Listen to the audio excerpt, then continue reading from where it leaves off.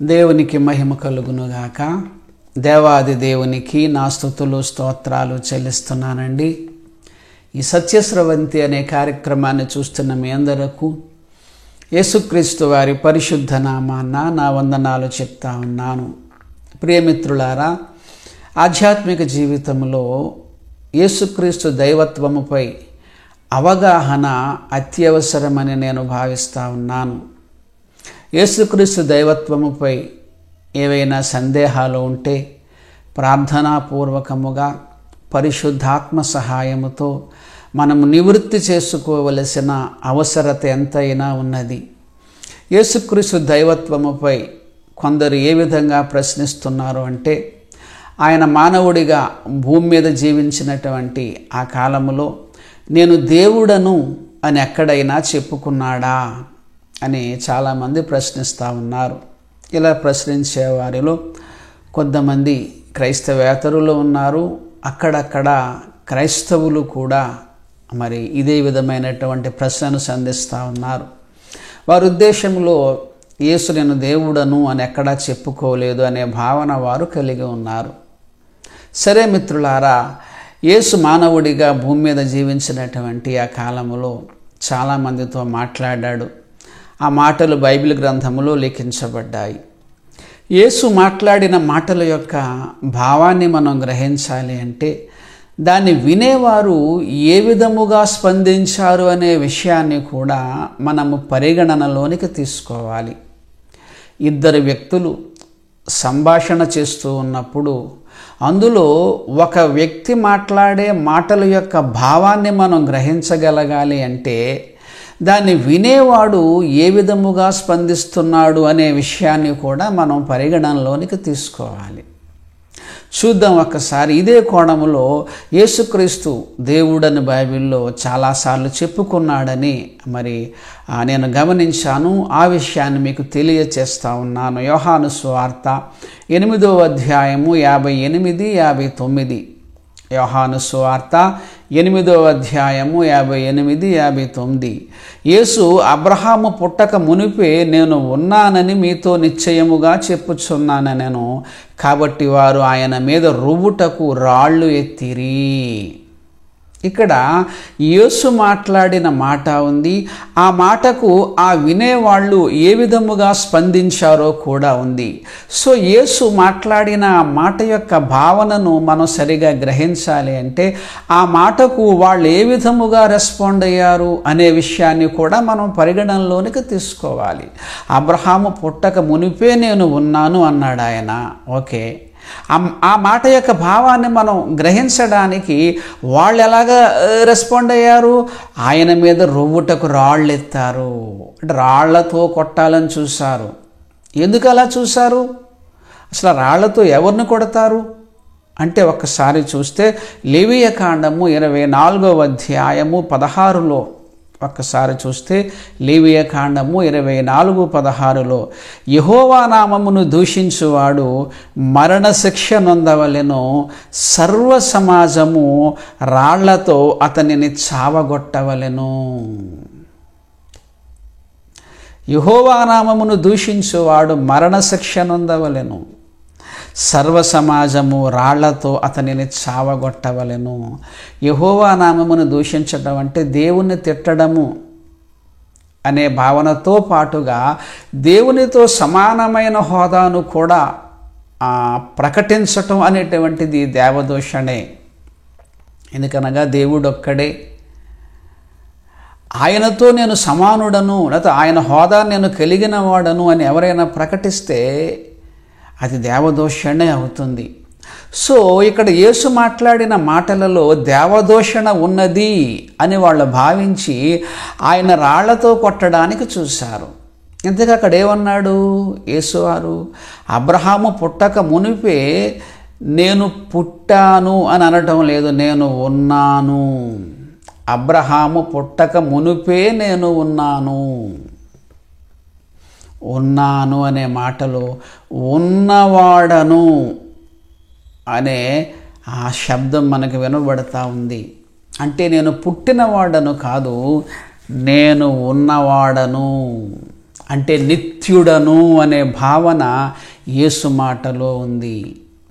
నేను నిత్యుడను అని అంటున్నాడంటే ఎవరు నిత్యుడు? దేవుడు ఒక్కడే నిత్యుడు. కనుక నేను దేవుడను అని యేసు చెప్పుకుంటున్నాడు అక్కడ. కనుకనే వాళ్ళు రువ్వడానికి రాళ్ళెత్తారు. సో అబ్రహాము పుట్టక మునిపే నేనున్నాను అనే ఆ మాట యొక్క భావం ఏమిటంటే నేను నిత్యుడను, నేను దేవుడను అనే భావం అక్కడ ఉన్నది. దేవుడు మాత్రమే నిత్యుడు. గనుక యేసు మాట్లాడిన ఆ మాట యొక్క భావాన్ని మనం గ్రహించాలి అంటే ఆ మాట వినేవాళ్ళు ఏ విధముగా స్పందించారో అనే విషయాన్ని కూడా చూడాలి మనం. అలాంటివి మరికొన్ని చూద్దాం మిత్రులారా. యోహాను సువార్త 5వ అధ్యాయము 17వ వచనము. యోహాను సువార్త 5వ అధ్యాయము 17వ వచనము. యేసు నా తండ్రి ఇదివరకు పని చేయుచున్నాడు, నేనును చేయుచున్నాను. యేసు పలికిన మాట ఏమిటి? నా తండ్రి ఇదివరకు పని చేయుచున్నాడు, నేనును చేయుచున్నాను అన్నాడు. దానికి వాళ్ళు ఎలా రెస్పాండ్ అవుతున్నారో చూడండి. దేవుడు తన సొంత తండ్రి అని చెప్పి దేవునితో సమానునిగా చేసుకొనెను గనుక ఆయనను చంపవలెనని మరి ఎక్కువగా ప్రయత్నము చేసిరి. యేసు మాట్లాడిన మాట నా తండ్రి ఇదివరకు పని చేస్తున్నాడు, నేనును చేస్తున్నాను. ఆ మాటకు వాళ్ళు ఎలా స్పందించారు? దేవునితో సమానునిగా చేసుకునేను గనుక ఆయనను చంపవలెనని మరి ఎక్కువగా ప్రయత్నం చేశారు. అంటే తండ్రి సృష్టి పని చేశాడు, నేను అదే పని చేశాను. తండ్రి సృష్టికర్త, నేను సృష్టికర్తను. ఆయన సృష్టికర్త, నేను మామూలుగా సువార్త పనిచేస్తున్నాను అనే భావం యేసులో ఉంటే యేసును చంపాలని వాళ్ళు చూడరు. ఆ మాటకు వాళ్ళు యేసుని చంపాలని చూస్తున్నారు. ఆ కండిషన్ గమనించాలి మనం. యేసుని వాళ్ళు చంపాలని చూస్తున్నారంటే ఆ మాట యొక్క భావం ఏదో ప్రత్యేకమైనది. నా తండ్రి ఉన్నాడు, ఈ మహాసృష్టిని సృష్టించాడు, ఈ మహావిశ్వాన్ని తిప్పుతున్నాడు, నేను ఆయన సువార్తను ప్రకటిస్తున్నానంతే, నేను ఆ పని చేస్తున్నానంతే అని యేసు అంటే ఆయన చంపాలని చూడరు. కానీ ఆయన చంపాలని చూస్తున్నారు. అంటే అర్థం ఏమిటంటే నా తండ్రి సృష్టి పని చేస్తాడు, సృష్టిని తిప్పుతున్నాడు, నేనును అదే పని చేస్తున్నాను. సృష్టికర్త హోదాను చెప్తున్నాడు ఇక్కడ. తండ్రితో సమానత్వాన్ని ప్రకటిస్తున్నాడు. ఎలా చెప్పగలను అలా అంటారా? ఆ మాట విన్న వాళ్ళ యొక్క స్పందనను చూడండి. ఆ మాట విన్న వాళ్ళ యొక్క స్పందనను బట్టి యేసు మాటల యొక్క భావాన్ని మనం గ్రహించాలి. మరికొన్ని ఉదాహరణలు మీకు చూపించాలని నేను ఆశపడతా ఉన్నాను ప్రియులారా. ఎందుకంటే దేవునితో సమానుడు అనేటువంటిది దేవదూషణ. యెషయా గ్రంథము 40వ అధ్యాయం 25లో నీవు ఇతనితో సమానుడవని మీరు నన్ను ఎవనికి సాటి చేయుదురు అని పరిశుద్ధుడు అడుగుచున్నాడు. పరిశుద్ధతలో నాకు సమానుడెవరున్నారు? రక్షించడంలో నాకు సమానుడెవరున్నారు? శక్తి సామర్థ్యాలలో నాకు సమానుడెవరున్నారు అని దేవుడు ప్రశ్నిస్తున్నాడు. కానీ యేసుక్రీస్తు అంటున్నాడు, తండ్రి సృష్టికర్త, నేను సృష్టికర్తను అంటున్నాడు. తండ్రి నిత్యుడు, నేను నిత్యుడను అంటున్నాడు. తండ్రి హోదాను యేసు ప్రకటిస్తున్నాడు. అంటే నేను దేవుడను అని ఆయన చెప్పుకుంటున్నాడు. కనుకనే వాళ్ళు యేసును చంపడానికి చూశారు. ఒక సాధారణ భావం అందులో ఉంటే వాళ్ళు ఎందుకు చంపాలని చూస్తారు? ఇంకా కొన్ని విషయాలు చూద్దాం మిత్రులారా. యోహాను సువార్త 19వ అధ్యాయము 7వ వచనము. యోహాను సువార్త 19:7. అందుకు యూదులు మాకొక నియమము కలదు, తాను దేవుని కుమారుడని ఇతడు చెప్పుకొనెను గనుక ఆ నియమము చొప్పున ఇతడు చావవలెనని అతనితో చెప్పిరి. మళ్ళా సూత్రాన్ని చూడండి. యోహాను సువార్త 19:7లో అందుకు యూదులు మాకొక నియమము కలదు, తాను దేవుని కుమారుడని ఇతడు చెప్పుకొనెను గనుక ఆ నియమము చొప్పున ఇతడు చావవలెనని అతనితో చెప్పిరి. వీళ్ళకున్న నియమం ఏమిటి? దేవుని కుమారుడని ఇతడు చెప్పుకుంటున్నాడు, కనుక ఇతడు శిక్షించబడాలి, ఇతడు చావాలి అంటున్నారు వాళ్ళు. అదేంటి, దేవుని కుమారుడు అంటే చంపాలని నియమం ఏంటి అంటే దేవుని కుమారుడు అనే భావం వాళ్ళకి అర్థమైంది. దేవుని కుమారుడు అంటే ఏంటో, దేవుని కుమారుడు అంటే దేవునికి పుట్టాడనో, దేవుని చేత కలిగించబడ్డాడనో, దేవుని సృష్టి అను అనే భావంగానే ఉంటే యేసుని చంపాలని వాళ్ళు ఎందుకు చూస్తారు? సర్వమానవాళి కూడా దేవుని చేత సృష్టించబడిన వారే, దేవుని చేత కలిగించబడిన వారే. అదే భావనతో యేసు గాని చెప్తున్నాడా నేను యేసు దేవుని కుమారుడినని? ఒకవేళ అదే భావంతో యేసు చెబితే ఆ భావానికి చంపడం దేనికి? యేసు నేను దేవుని కుమారుడను అని చెప్తున్నందుకే ఆయన చంపాలంటున్నారు. అంటే దేవుని కుమారుడు అనే పదానికి అర్థం ఏంటి? వాళ్ళకి అర్థమైందండి, వాళ్ళకి అర్థమైంది దేవుని కుమారుడు అంటే ఏంటో. దేవుని కుమారుడు అంటే అర్థము దేవత్వము యొక్క లక్షణాలు కలిగిన వాడు. దేవుడు నిత్యుడు, యేసు నిత్యుడు కనుక యేసు దేవుని కుమారుడు. దేవుడు పరిశుద్ధుడు, యేసు పరిశుద్ధుడు కనుక యేసు దేవుని కుమారుడు. దేవుడు సృష్టికర్త, యేసు సృష్టికర్త కనుక దేవుని కుమారుడు. దేవుని యొక్క గుణగణములు, శక్తి సామర్థ్యములు సంపూర్ణముగా కలిగినటువంటి వాడు యేసుక్రీస్తు కనుక ఆ భావననే యేసు దేవుని కుమారుడు అని ప్రకటించబడింది. అది యూదులకు అర్థమైంది. యూదులకు అర్థమయ్యి వాళ్ళు నమ్మలేకపోయారు. అర్థం కాక ఈ కాలంలో కొద్దిమంది నమ్మలేకపోతున్నారు. వాళ్ళ యొక్క దృష్టిలో యేసు దేవుని కుమారుడు అంటే దేవునికి పుట్టాడు అనే భావం వాళ్ళకి. ఒక ప్రకృతి సంబంధమైన భావనతో వాళ్ళు అర్థం చేసుకుంటూ ఉన్నారు. దేవుని కుమారుడు అంటే దేవునికి పుట్టినవాడనా? మరి అపవాది కుమారుడు అంటే అపవాదికి పుట్టినవాడనా? కానే కాదు, అపవాది లక్షణములు కలిగినటువంటి వాడు. బైబిల్ చెప్తా ఉంది, దేవత్వము యొక్క సర్వపరిపూర్ణత శరీరాకారముగా యేసునందు నివసించుచున్నది. దేవత్వము కలిగినటువంటి ఆయన, పరిపూర్ణమైన దేవత్వము కలిగినటువంటి ఆయన కనుక ఈయన దేవుని కుమారుడయ్యాడు. దేవత్వ లక్షణాలు కలిగిన వాడైన ఆ భావన వాళ్ళకి అర్థమైందండి. దేవుని కుమారుడంటే దేవత్వ లక్షణములు కలిగినటువంటి వ్యక్తి అంటే దేవుడు. దేవుని కుమారుడు అంటే దేవునితో సమానుడు, దేవుడు అనే భావన వాళ్ళకి అర్థమైంది. కనుకనే ఇతను దేవదూషణ చేస్తున్నాడని యేసుని చంపాలని వాళ్ళు చూస్తున్నారు. వాళ్ళు ఎలా స్పందిస్తున్నారో చూడండి ఒక్కసారి. ఆ స్పందనను బట్టి యేసు మాట్లాడిన మాట యొక్క భావాన్ని మనం గ్రహించాలి. అలాగే చూడండి మిత్రులారా, యోహాను సువార్త 10వ అధ్యాయం 30వ వచనము. యోహాను సువార్త 10వ అధ్యాయము 30వ వచనము. నేనును తండ్రియును ఏకమయ్యున్నామని వారితో చెప్పెను. యూదులు ఆయనను కొట్టవలనని మరలా రాళ్ళు చేత పట్టుకొనగా. నేనును తండ్రి ఏకమై ఉన్నాము అన్నాడు. ఓకే, ఆ మాట యొక్క భావం ఏంటి అంటే యేసుక్రీస్తు తండ్రి ఐక్యంగా ఒక్కటిగా ఉన్నారు అనే భావం అంటారా? ఒకవేళ అదే భావం అయితే వాళ్ళు ఎందుకు రాళ్ళు పట్టుకుని యేసును చంపాలని చూస్తారు, యేసును కొట్టాలని చూస్తారు? నేనును తండ్రిని ఏకమై ఉన్నామనే మాట యొక్క భావాన్ని తెలుసుకోవాలంటే ఆ మాటకు వాళ్ళు ఎలా స్పందిస్తున్నారో కూడా చూడండి. ఆ మాటకు వాళ్ళు రాళ్ల చేత పట్టుకున్నారు, రాళ్లతో కొడదాం అనుకుంటున్నారు. ఎందుకంటే ఆ మాటలో యేసు నేను దేవునితో సమానుడను అనే భావం కనపడుతుంది అక్కడ. ఈ ఏకత్వము మనందరము కలిసి ఐక్యముగా ఉండటం అనే భావనను తెలియజేసేది కాదు. ఒకవేళ అదే భావన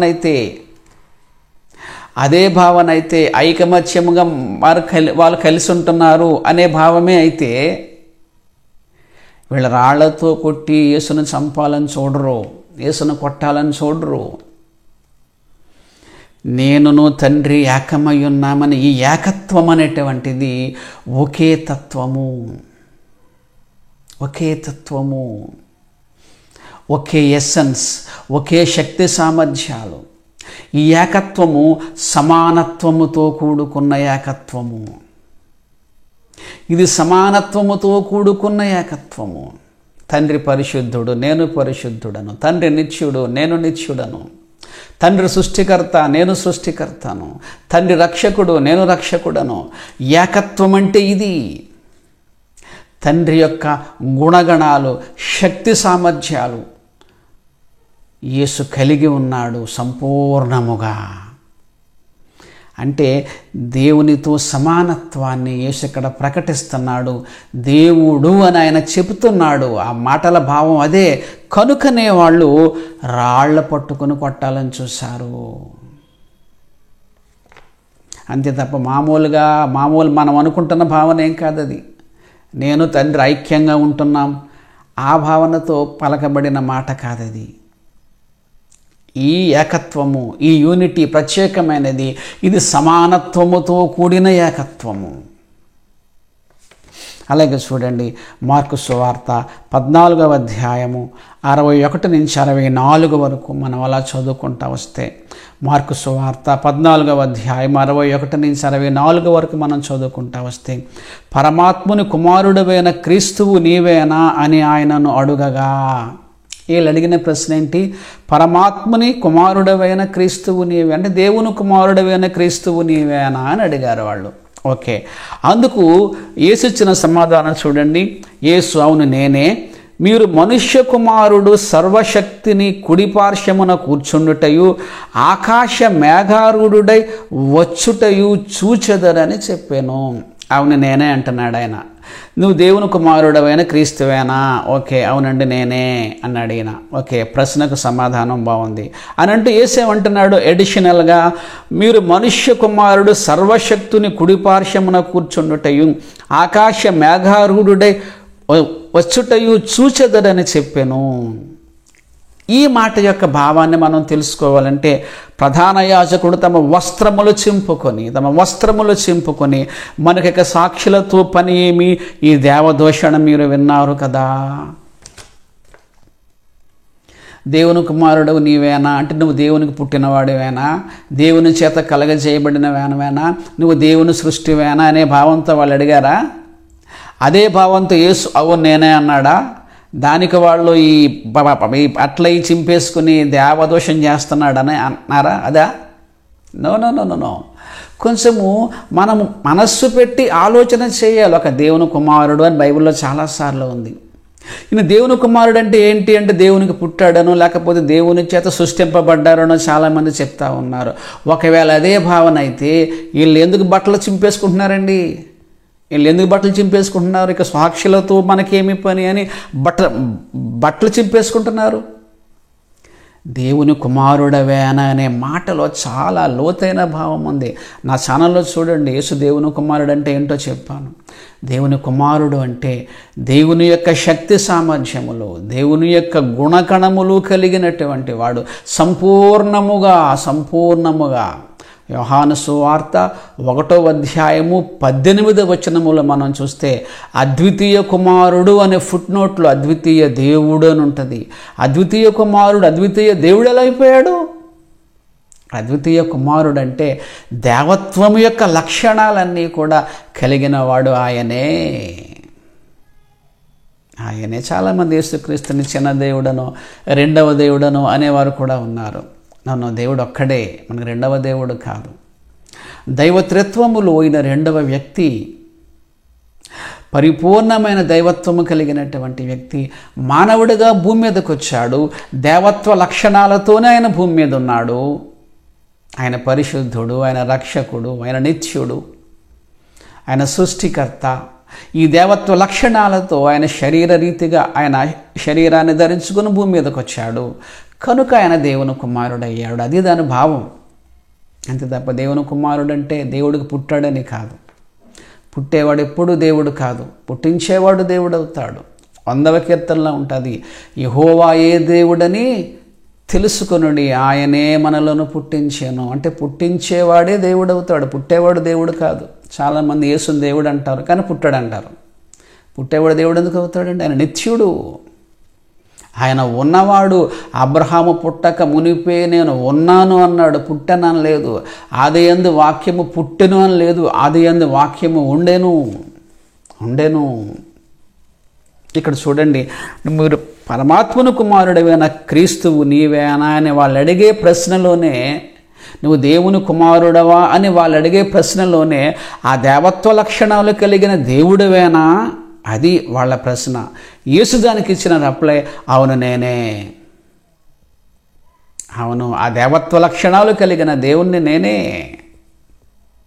అని అంటూ ఆయన అంటున్నమాట, మీరు మనుష్య కుమారుని సర్వశక్తిని కుడిపార్శ్వమున కూర్చున్నటయు ఆకాశ మేఘారూఢుడై వచ్చుటయు చూచెదరని చెప్పాను. ఈ మేఘారూఢుడు అనే పదము పాత నిబంధనలో చూడండి ఎక్కడుందో, ద్వితీయోపదేశకాండము 33వ అధ్యాయము 26వ వచనము. ద్వితీయోపదేశకాండము 33వ అధ్యాయము 26వ వచనము. దేవుని పోలిన వాడెవ్వడూ లేడు, ఆయన నీకు సహాయము చేయుటకు ఆకాశవాహనుడై వచ్చెను, మహోన్నతుడై మేఘవాహనుడగును.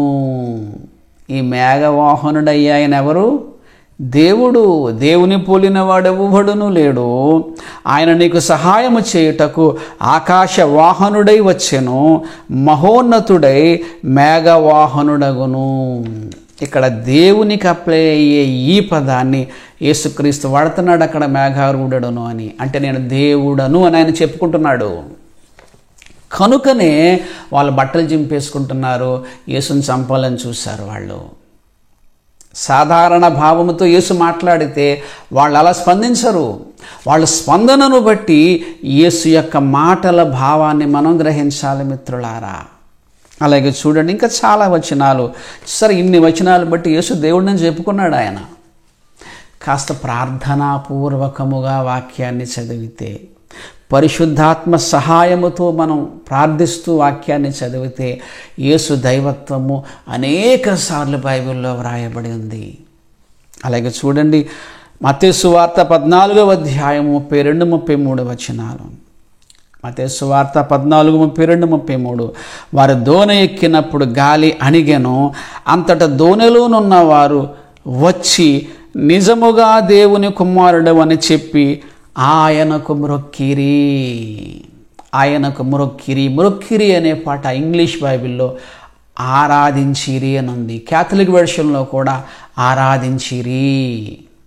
దోణెక్కారు, గాలి అణిగిపోయింది. ఆ దోణిలోనున్న వారు చూసి నిజముగా దేవుని కుమారుడని చెప్పి యేసును ఆరాధించారు. మ్రొక్కిరి అంటే ఆరాధించిరి. కాస్త బైబిల్ వెర్షన్స్ కూడా చదవటం మీరు అలవాటు చేసుకోవాలి. Catholic version, NIV version, King James version, amplified Bible, number of editions మనకు అందుబాటులో ఉన్నాయి. ఇక్కడ మ్రొక్కిరి అంటే అర్థము ఆరాధించిరి. ఎందుకని ఆరాధించారు? యేసు నిజముగా దేవుని కుమారుడు అని చెప్పి. అదేంటిది? సర్వమానవులు దేవుని చేత కలుగ చేయబడిన వారు కదా. నిజముగా దేవుని కుమారుడేంటి అంటే, దేవుని కుమారుడు అంటే దేవునికి పుట్టినవాడనా? సో ఈయన దేవునికి పుట్టాడు గనక ఈయన మనం ఆరాధన చేయాలనా? నువ్వు అక్కడ గాలిని అణిచేశాడు. ప్రకృతి శక్తులపై అధికారము కలిగిన వాడు దేవుడు ఒక్కడే. ప్రకృతి శక్తులపై అధికారము కలిగిన వాడు దేవుడు ఒక్కడే. ఆ అధికారం యేసుకున్నది కనుకతడు యేసు దేవుని కుమారుడు. దేవుని కుమారుడు అంటే ప్రకృతి శక్తులపై అధికారము కలిగిన దేవత్వ లక్షణము కలిగిన దేవుని కుమారుడు యేసుక్రీస్తు. దేవుడు, యేసు దేవుని కుమారుడు అంటే అర్థము దేవుడు. కనుకనే ఆయన ఆరాధించారు. చాలామంది యేసు దేవుని కుమారుడు అంటే దేవుని చేత సృష్టించబడినవాడు, దేవునికి పుట్టినవాడు అని అంటా ఉన్నారు. అదే భావన అయితే వీళ్ళు ఎందుకండి యేసుని ఆరాధన చేస్తారు? అసలు ఆరాధనకు అర్హుడెవరు? పూజకు పాత్రుడెవరు? స్తుతులకు పాత్రుడెవరు? స్తోత్రార్హుడెవరు? దేవుడొక్కడే. గాలి నడిచేశాడు యేసుక్రీస్తు. అమ్మో, ఇంత అద్భుతం చేయగలిగిన వాడు దేవుడొక్కడే. ఆ దేవత్వ లక్షణమే యేసుకున్నది. నిజముగా దేవుని కుమారుడే అంటే అర్థము మానవుడిగా ఉన్న దేవుడియనే, మానవుడిగా వచ్చిన దేవుడియనే దేవుని కుమారుడు అంటే అర్థము. ఇతడు చూడ్డానికి మానవుళ్ళ కనపడుతున్నాడు, కానీ దేవత్వ లక్షణములు కలిగినటువంటి వాడు. అంటే మానవునిగా ఉన్న దేవుడు, మానవుడిగా వచ్చిన దేవుడు, దేవుని కుమారుడనే పదానికి గల భావము. ఆయనను ఆరాధించారు. వాళ్ళ చేస్తున్న పనిని బట్టి యేసు ఎవరో మనం గ్రహించవచ్చు ప్రియులారా. అలాగే చూడండి, మత్తయి సువార్త 28వ అధ్యాయము 17వ వచనము. మత్తయి సువార్త 28వ అధ్యాయము 17వ వచనము. వారు ఆయనను చూచి ఆయనకు మొరొక్కిరి గాని కొందరు సందేహించిరి.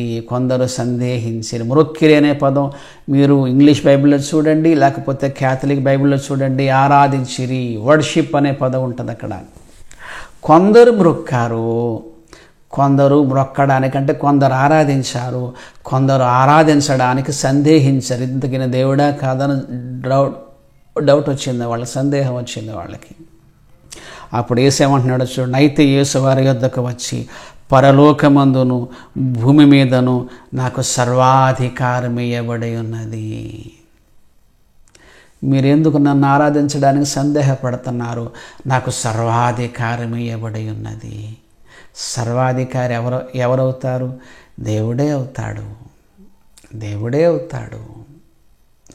ఒకవేళ యేసు దేవుడు కాకపోతే వాళ్ళు యేసుని ఆరాధన చేస్తున్నప్పుడు యేసు దాన్ని ఆపేయాలి, ఆ ఆరాధనను ఆపేయాలి. నన్ను మీరు ఆరాధిస్తున్నారేంటి, నాకు మొక్కుతున్నారేంటి, నాకు పూజిస్తున్నారేంటి, నన్ను అని యేసు ఆపేయాలి. పౌలు గారు అలాగే ఆపేస్తారు చూడండి ఒకసారి. అపోస్తుల కార్యములు 14వ అధ్యాయము 13, 14, 15 వచనాలు. ద్విపది యొక్క పూజారి ఎడ్లను పూదండలను ద్వారముల యొద్దకు తీసుకుని వచ్చి సమూహముతో కలిసి బలి అర్పింపవలసి ఉండెను. బర్నబాయు పౌలుయు ఈ సంగతి విని తమ వస్త్రములు చించుకొని సమూహములోనికి చొరబడి, అయ్యలార మీరెందుకు ఇలాగ చేస్తున్నారు? మేము కూడా మీ స్వభావము గలవారమే, మీ స్వభావము వంటి స్వభావం కలవారమే. మీరేంటి, మాకు బలులేంటి? ఎందుకంటే ఇలా మానవులు. యేసుక్రీస్తు కూడా మనందరిలాగే మానవుడు, దేవుని చేత సృష్టించబడిన వాడు. అయితే వాళ్ళు ఆరాధిస్తున్నప్పుడు యేసు ఆపేయాలి. ఆపడా? మౌనంగా ఉన్నాడు. అంటే అర్థం ఏంటి? ఆయన మౌనము వారి ఆరాధనను అంగీకరిస్తుంది. అంటే ఆయన మౌనము కూడా ఆయన దేవుడు అని ప్రకటిస్తుంది. యేసుకు మహిమ కలుగునుగాక. యేసును వాళ్ళు ఆరాధన చేస్తున్నారు, యేసును ఆరాధిస్తున్నారు. ఆ ఆరాధనను ఆయన స్వీకరిస్తున్నాడు, అడ్డు చెప్పలేదు, మౌనంగా ఉన్నాడు, స్వీకరిస్తున్నాడు. అంటే ఆయన మౌనము కూడా ఆయనను దేవుడు అని ప్రకటిస్తుంది. ఎందుకంటే వాళ్ళ ఆరాధనను యేసు ఆపలేదు కనుక.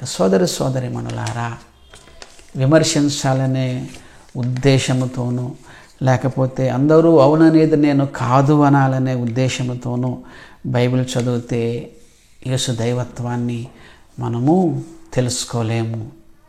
దేవుని వాక్యం మనం చదవాలంటే ప్రార్థనాపూర్వకముగా చదవాలి. పరిశుద్ధాత్మ సహాయము కావాలి. పరిశుద్ధాత్మ సహాయముతోనే యేసు యొక్క దైవత్వాన్ని మనం గ్రహించగలం. యేసు దేవుడని బైబిల్ ఎక్కడ చెప్పాడు అని చాలామంది అడిగారు. చూసారా ఎన్నిసార్లు చెప్పాడు? నేనున్నాను అనే మాటలో నేను ఉన్నాను అంటే నేను నిత్యుడను అనే మాటలోనే ఆయన దేవుడనే భావం ఉంది. దేవుని కుమారుడనే మాటలోనే దేవుడనే భావం ఉంది. మేఘారూఢుడు అనే మాటలోనే దేవుడు అనే భావం ఉంది. ప్రేమిత్రులారా, బైబిలులో అనేక సార్లు యేసుక్రీస్తు తాను దేవుడను అని ప్రకటించుకున్నాడు. ఆయనను ఆరాధిస్తున్నప్పుడు ఆయన అడ్డుపడలేదు.